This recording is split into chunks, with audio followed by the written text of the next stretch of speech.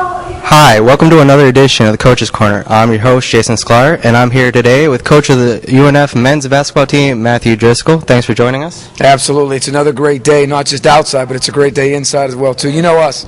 We always got it dry inside that court at 72 degrees, so we love it. That's awesome. I want to talk a little bit about this past Thursday, your exhibition with Ave Marie. Ave Marie. Ave Marie. I keep messing that up. Good Catholic school. Yeah, good Catholic school, okay.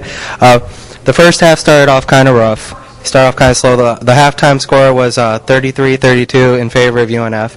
Talk a little bit about the struggles you guys had in that half. Well, the one thing in the first half, and something that we need to do a better job of as a staff and having our players prepared, is playing against different defenses. And something that really we gotten back to and actually did a little bit before but not enough is preparing for other defenses. When you start your philosophy and you come into a school and you start doing what you want to do, it's hard sometimes to go back and forth and adjust because they play not like we want to play. Mm-hmm. And because of that, we're trying to build habits and trying to get our guys in tune with what we want to do. And if we're going back and forth, sometimes it's hard for guys to separate between those two things.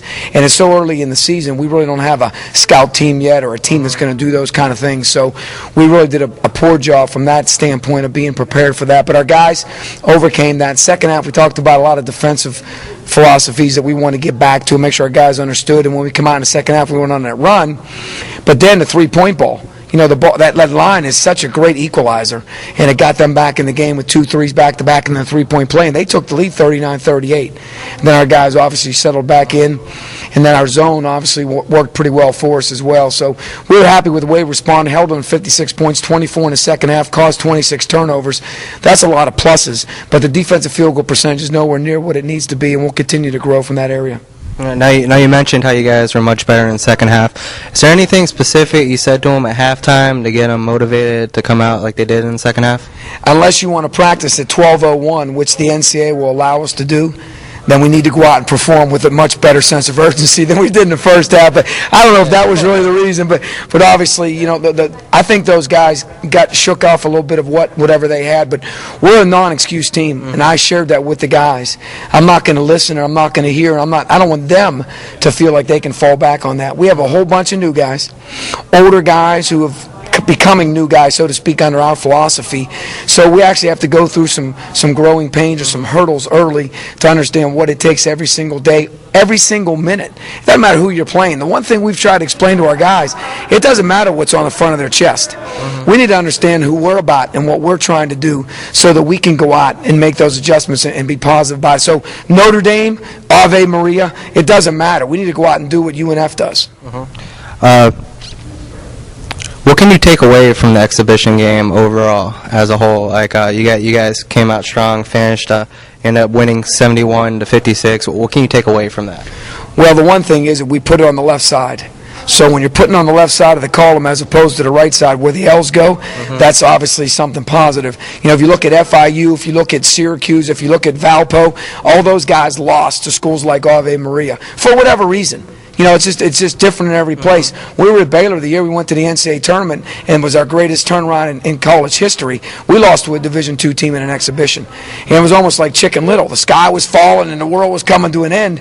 But we learned from that and we grew from that. But you don't want to grow and learn from losing. You really don't as a coach. You really want to take a W away from it and really do some things positive. We watched a lot of film.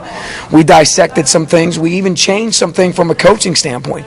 We tweaked a little bit about how we close out and what we do, and we tweaked a little bit offensively as well too. So we need to make sure we're not too proudful and pounding our chests as coaches saying, well, you know, it's this, it's that. We all got to grow from it, and we did.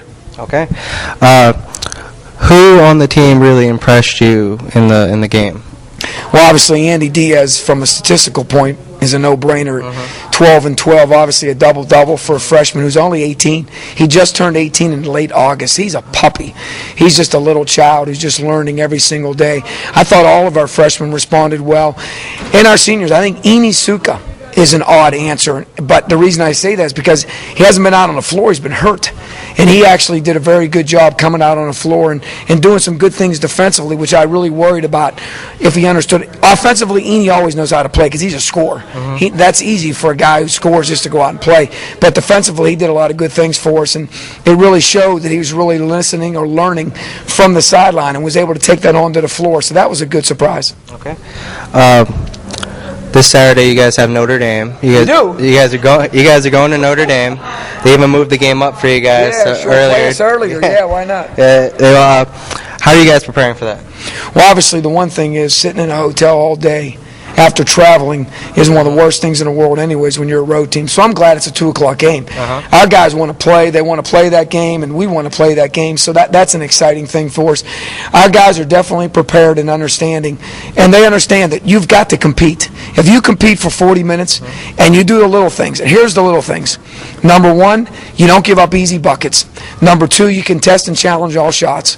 And number three, you defensively block out and rebound. Forget about the offensive end. If you don't turn the ball over, you'll get shots. Like against Ave Maria, we had 20 turnovers. Well, if you cut that down to, let's say, 14, that's 6 more shots.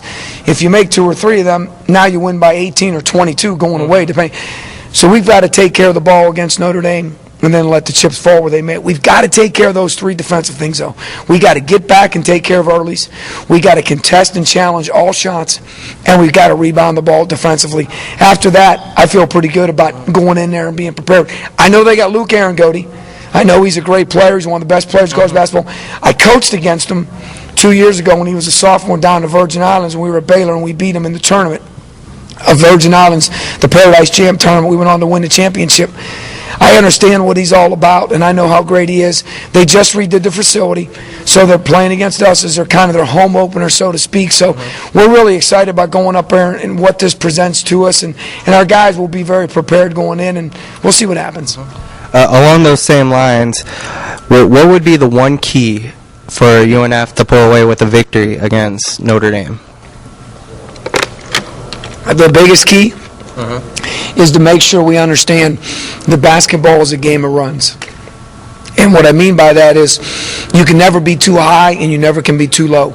Because if you get concerned about them going on a run or you going on a run and all of a sudden thinking it's either easy or it's not as difficult as you thought, depending on how the run goes, then you're not going to be able to respond or recover from it, so to speak.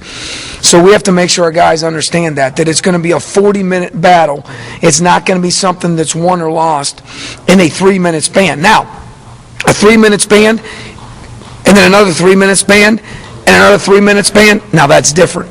And we've got to be able to control those highs and lows of our emotions and the runs. And if our guys can do that, then I'll be very pleased, and I'll be very anxious to coach those last several minutes because the game's going to be a very good game. All right, Coach Matthew Driscoll. That's Coach Corner with Matthew Driscoll. We wish you all the best in Notre Dame this Saturday, and we hope you come back with a W. Absolutely. Now that since we're playing a Catholic school, we're going to take a second collection like the Catholics do, and we're going to let that collection be part of the UNF Osprey donation from Notre Dame. So we're going to pass the basket in the second half. Yeah, that's a great way to look at it. Thank you, Coach Matthew Driscoll. Appreciate it. Thank you.